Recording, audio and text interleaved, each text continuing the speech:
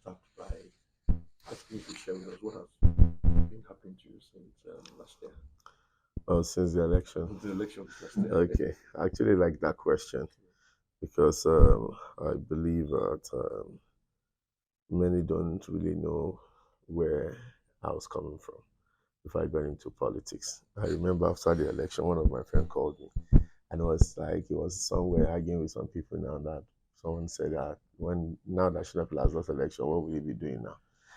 Uh, Firstly, my life is not just centered around politics. You know me very well.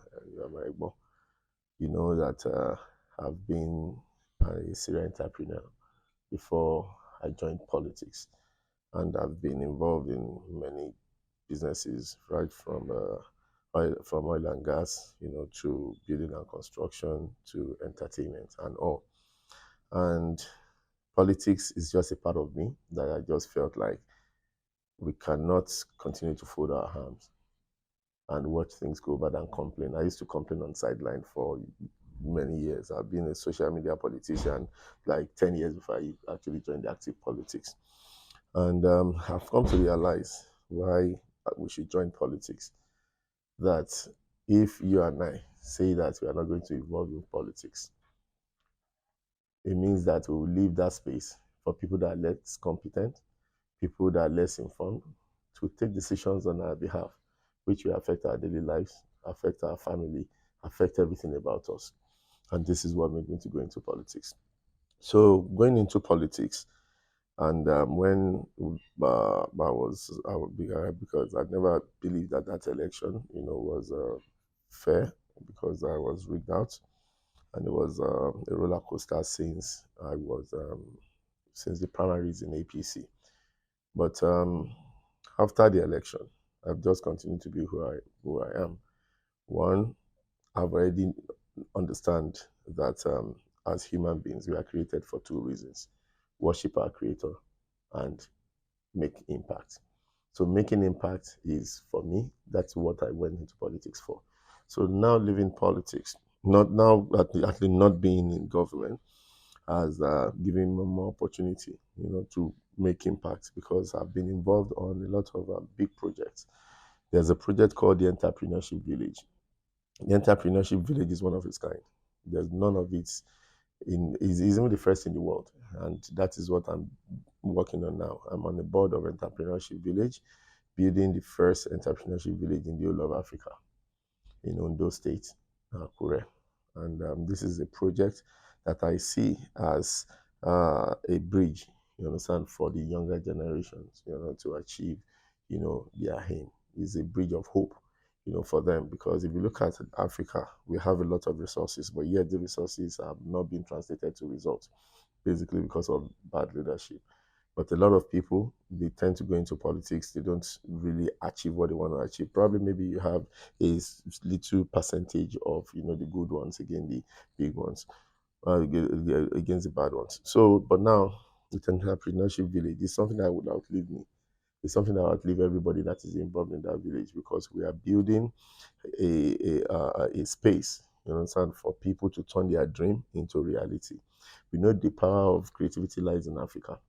But yet, a lot of people don't get the support that they need. But the entrepreneurship village, we are talking of IT, School of Robotic, entertainment. You will see, there are a lot of African child that are skilled, and also they have a lot of talent in them, and their talents waste away.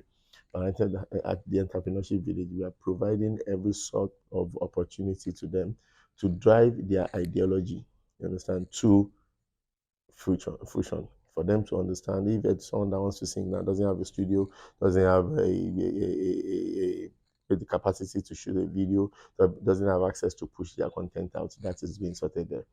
Also, people that have, for example, maybe they are IT developers, they're web developers and everything. There's so much opportunity there. And, it's like we are just connecting them, to the entire world. So this is a big project, which obviously will not even kick off until 2027. So for me, I believe every disappointment is a blessing. So with that has happened, I've been involved in the entrepreneurship village, still helping people, creating opportunities for them. At this time, it's something that will outlive me because it's like an institution. You know, if I own a business, the business has a timeline, but an institution is forever, and it is a well packaged institution with board members from various diverse backgrounds. You know, from the United States of America, from the UK, from France, and and top business owners in Nigeria as well, also coming together. Outside that as well, I've been involved in a lot of leadership initiative. When I was when I became a House of Rep member, we started what was called the Lead Generation Initiative. The Lead Generation Initiative, we develop young people to take active responsibility to build their immediate environment. Before you think about who the next president of Nigeria will be, you ask yourself, are you the kind of president I want Nigeria to be? So we impact them. We go to a particular state, identify two people per local government, and train them first on active citizenship, their roles as citizens of this country. Develop their interest in politics, political mobilization, and political organizing. Let them understand that before you, what is closer to you is your local government. Then from your local government, you can now start thinking about your constituency. Then you can start thinking of your senatorial district, then before your governor and your president. Not just you sitting down and believing that voting for a president from your vicinity has solved your problem. You must be able to understand that what Nigeria needs is a team, a system. So this we train them as well, and is a train the trainer model where we train some. Once they get the certification, we give them the go ahead to go to their various local government, develop a work structure, and pass the training to them. We've been to 17 states of federation. And in that 17 states, we have trained over 1,700 Nigerians. And those 1,700 have trained over 100,000. Outside that as well, I have now the pioneer president for all the CEOs in Gotney Leadership Center. You know, this is also an opportunity to develop like minds and make us work together to finding solutions to our problem. So I've been so busy. I might not be in the Senate or in politics, in government, but I've been doing my bit. What I'm expected to do as a Nigerian who has been able to solve his own problem and also believe that it's high time for me to pass that, to people around me. Are you involved in clubs? No, I've not been involved in Quilox for the past 5 years. The moment I left, I left Quilox for politics in 2019. Quilox has been, given to some partners who are doing well, managing the business well and everything. I've not been involved in Quilox. Let's also talk about your immediate political plans. Are you working towards um, elective? That's it. I really don't want to push myself out there for any political office, but I'm leaving that decision to the leaders of my new political party and the people that I represent to decide. The last election, I contested for Senate. Normally, there's no one that would want to do here House of Rep that want to do if just one time at House of Rep. I want to go to Senate, but I had my own case is different because I represent 4 local government, 42 wards. A typical example: a House of Rep member from Surulere only has 8 wards, and I have 42 wards. So you can see the difficulty from my area.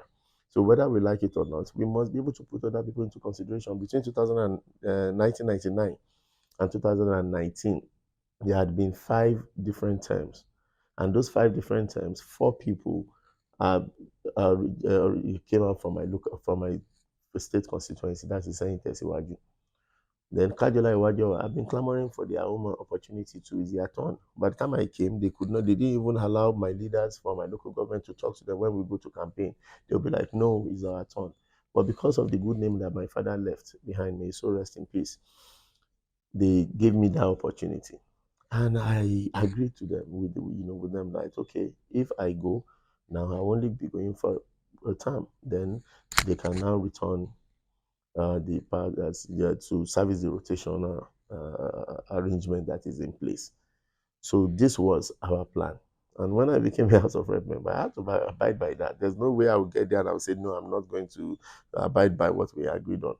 I'm going to contest for a House of Reps second time. So I said, okay, no problem.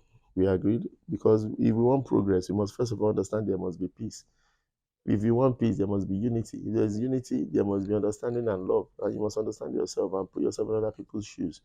So that's what we have done in our zone. That is okay, Ogun.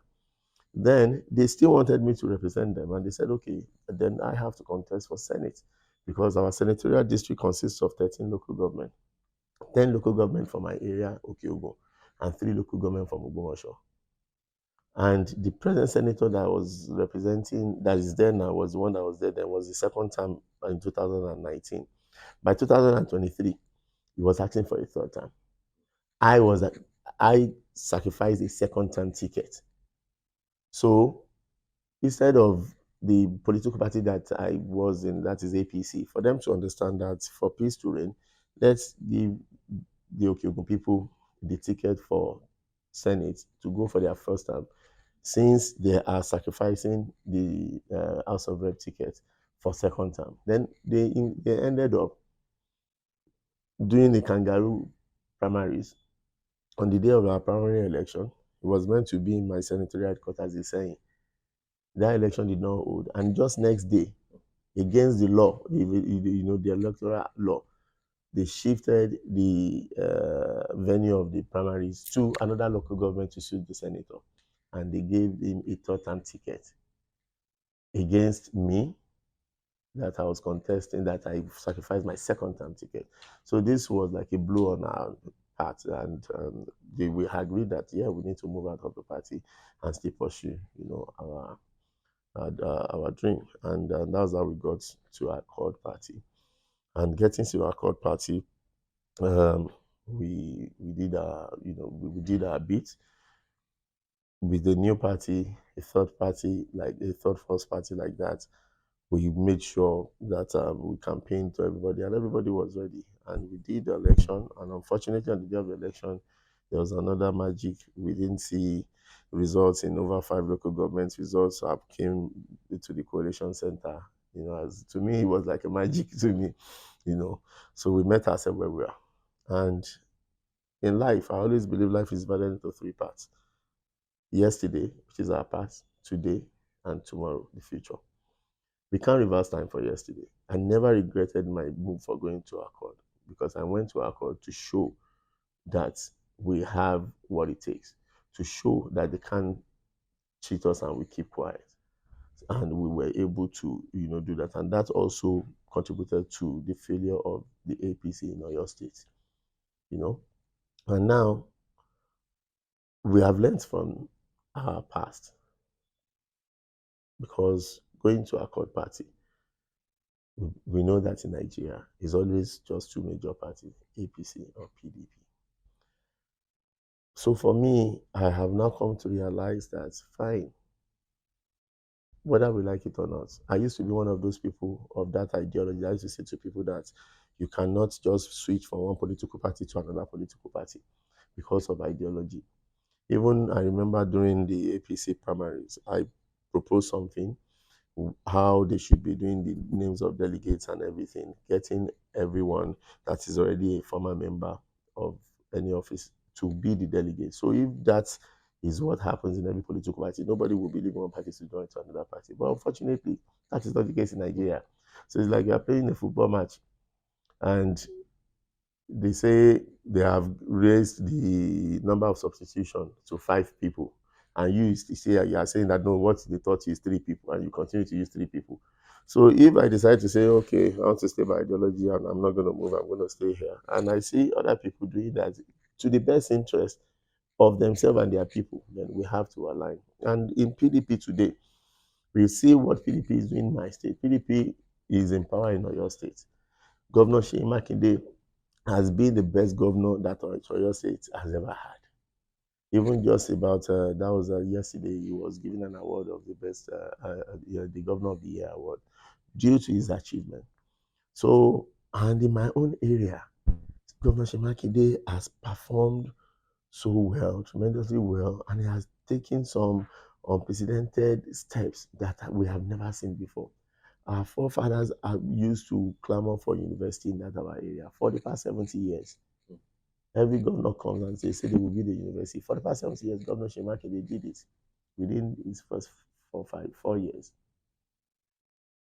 Road infrastructure to my area, because Okeogun area occupies the largest percentage of land in the whole of Oyo State. About 70% of the land is in Okeogun. And the road infrastructure there was so bad. But now we can't say the same thing, because now we have money to Oyo Road has been done by Governor Makinde's administration. We have Oyo to Seyi Road, which has been in a dilapidated state for many years, has been done. And also even Ogbomoso to Seyi, there was no road network there. This is a new road that was created.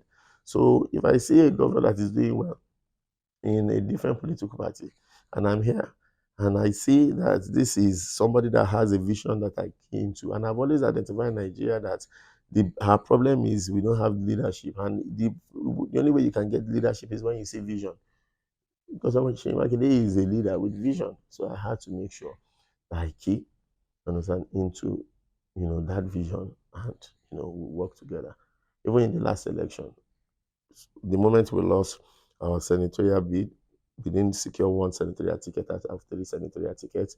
At Accord, we didn't secure one House of Rep ticket out of 14 House of Rep tickets. These are pointers that the governorship election was going to fail. And whether we like it or not, in our own area, all our traditional rulers, they called us together, all political parties, and say that, come, we don't have a senator. Does that mean that what is going to happen? We have 2 weeks now. You people, Accord, you have your governorship candidates from Ibadan. APC, you have a governorship candidate from Ibadan. PDP, you have a governorship candidate from Ibadan. What do we do? So we said, okay, let us all take a decision together and follow one person. So at this time, I was compelled by the law of the land. I believe that our land is more important to us than religion or even our political party, because our land was created before us. When we die, they will bury us in that land. So that was why.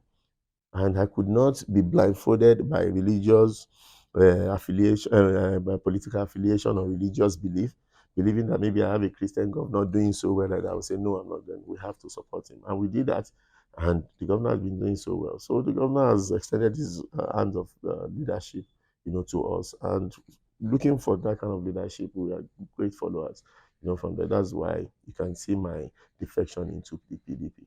So now being in PDP now, I see PDP as a party that understands, that appreciates value. Where I'm coming from, they don't value me. My father used to say that in my life. That's one key lesson I've learned from my father that died over 2 decades ago. Go to where you are valued. So they value me, and they want us. They believe that we can work together. They've given us that platform, and we are there. So right now, we're in the PDP, and we will continue to work, for the betterment of the party and the state. If they find me worthy to be a leader to contest again for the Senate, then why not? I'll contest. But it is not a do or die affair. I'm not, I believe that I can add value at any level that I